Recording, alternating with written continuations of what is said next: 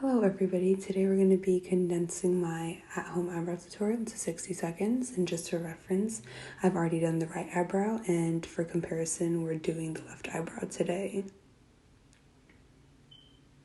The materials you'll need for this is an eyebrow scissor, tweezers, and an eyebrow spoolie or any brush you can use on your eyebrows. For this first step, all you're going to do is brush your eyebrow hairs in an upward direction. For the second step, you're going to cut straight across your eyebrow, starting from the tail end and making your way to the front. Make sure to keep a steady hand if you want all your hairs to be straight across and not jagged. And for the last and final step, you're going to tweeze any hairs outside your desired shape.